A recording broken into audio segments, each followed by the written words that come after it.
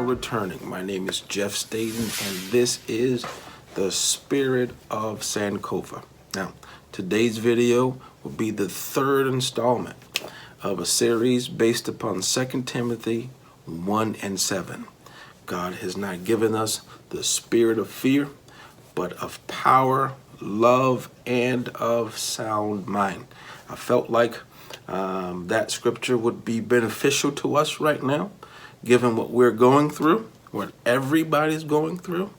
I felt like with all the deaths, with all the sicknesses, with all the lack of assurances about what's going to happen in the year to come and even tomorrow, I think it was a good idea to indicate that we've been given spiritual tools. Now, we've been blessed with spiritual tools, divine tools. Divine meaning given directly from God to us, or created by God, that we've been given. We've been blessed with divine tools. It's kind of like God has given us a spiritual tool belt. A spiritual tool belt, so that when things go crazy, we can whip out the spirit of love. You know, something else goes nuts, get back, because that's the spirit of power. Right? So it's a good thing to know that you're not just in what you're going through ill-equipped, but in fact you have tools with which to combat and fix what's happening in your life. Now, we've already discussed two of the tools, the spirit of fear and the spirit of power. Now, I invite you to go and watch those videos if you want to catch up. All right? But today we are discussing the spirit of love. All right? The spirit of fear was pretty much a spirit of identity, a spirit that indicates who you are, what you are, or who you are not, and what you are not. The spirit of power was a spirit of capabilities. It indicated what you can and cannot do. Now, this spirit of love is another spirit of identity. It unveils to you who you are and how you should behave, how you should carry yourself in this earth. Now, we've already established that the word spirit is better translated as fundamental quality, or character, or disposition. This verse is telling you that you have the fundamental quality of a person of love, that you are fundamentally a person of love, that your character is that of love, that you should have a disposition, a loving disposition. At the core of who you are love. You have been given the spirit of love. Now, that sounds simple, but in all actuality, man, it isn't that simple. It isn't that simple. The spirit of love is a major tool in your belt. If I were to rank these tools in order of importance, the spirit of love would rank number one, definitely. Because number one, it enables you to be able to operate in the other spirits. There's no way that you can operate in the spirit of power if you don't have love. There's no way that you can have a sound mind without having love. So the spirit of love is kind of the bedrock upon which your whole spiritual life is based upon, is rested upon. Your entire spiritual life rests upon your tendency, your life of love, right?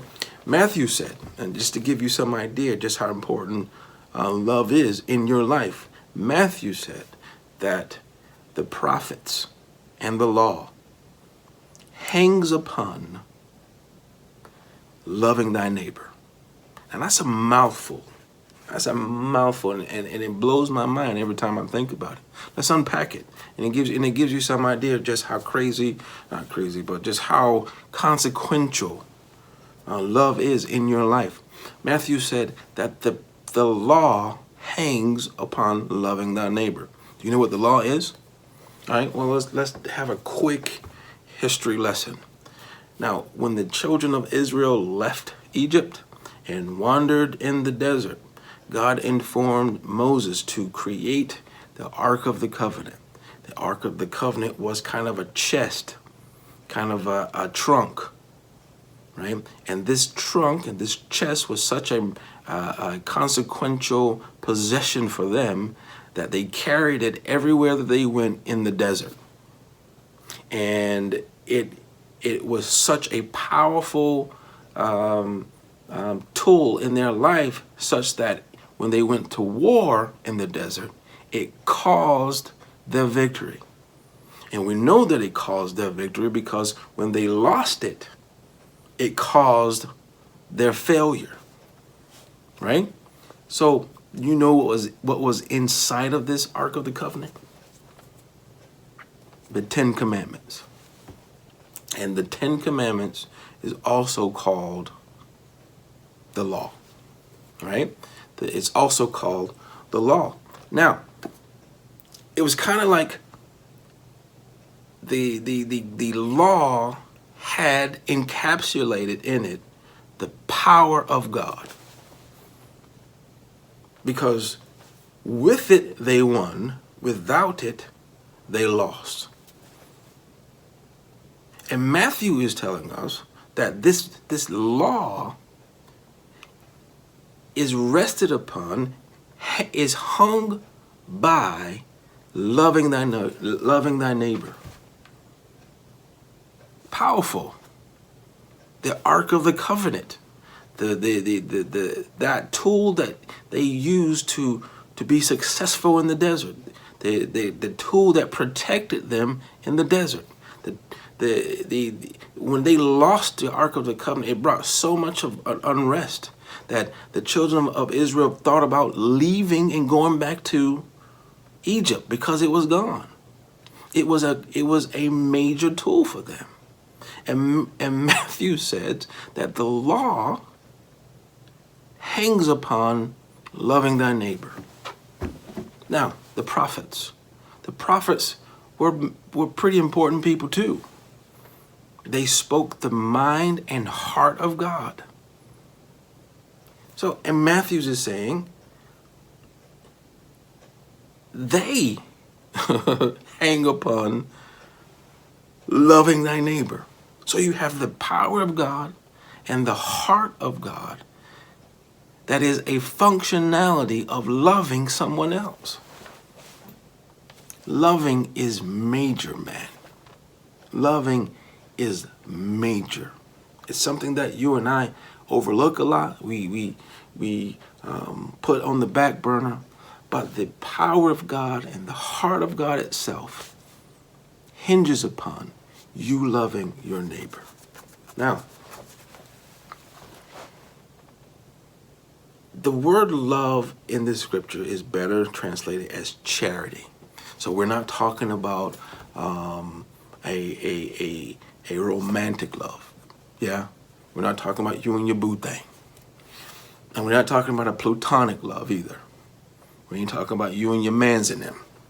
What we're talking about is charity. Your ability to disconnect from what's happening to you and focus on what's happening to someone else. Right? We're not talking about ignoring what's happening to you. Because what's happening to you is important. You shouldn't ignore. You shouldn't disregard what's happening to you. But what you should do is turn down your concern about what's happening to you. Right? Turn it down. Right? And be more concerned about someone else. And this verse is saying to you that fundamentally you are charitable people. That fundamentally you have the spirit of charity. You have the fundamental quality of being able to turn down your concern about yourself and focus on someone else. That's who you are in essence. Well, if you have the spirit of charity, if you are fundamentally a charitable person, how do you act uncharitably? If you are fundamentally charitable, which means basically that you are naturally a charitable person, how are you incharitable? How are you uncharitable? How does that happen? Right? If you are a charitable person, which means kindness, how are you unkind? Where does that unkindness come from? Where did we pick up unkindness? How are we selfish when we've been given the spirit of selflessness? It came from somewhere else. So this verse is telling us,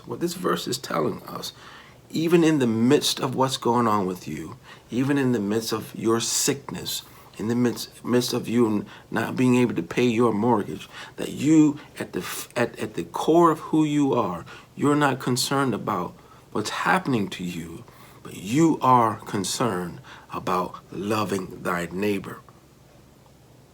And the interesting thing about that is that the power of God itself, the power to bring you out of that sickness, the power to restore your finances, the power to restore whatever you've lost, hinges upon you loving thy neighbor.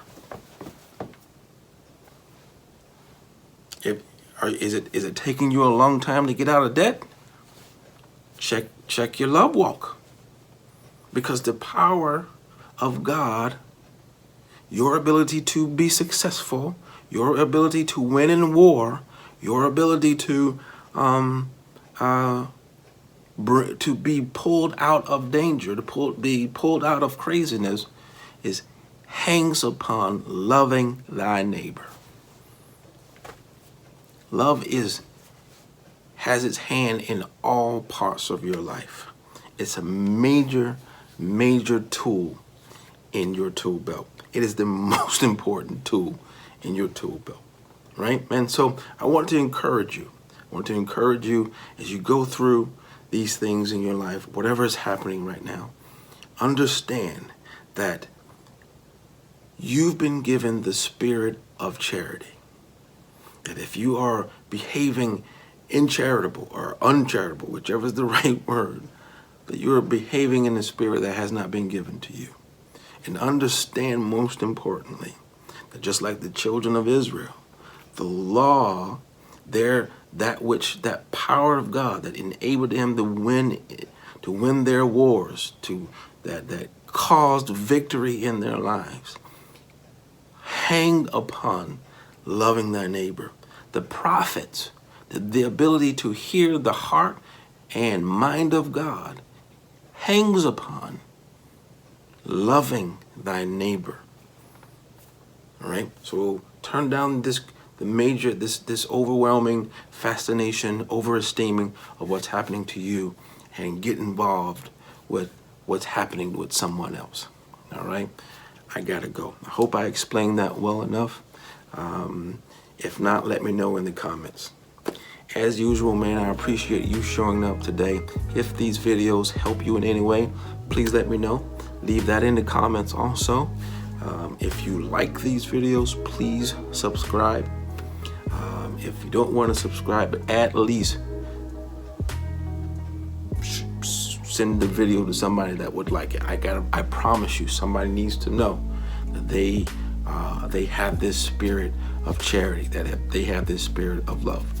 Also, turn on your notifications. It'll let you know when the next video has been uploaded. Again and again and again, I appreciate you every week for showing up. My name is Jeff Staton, and this is the Spirit of Sankofa.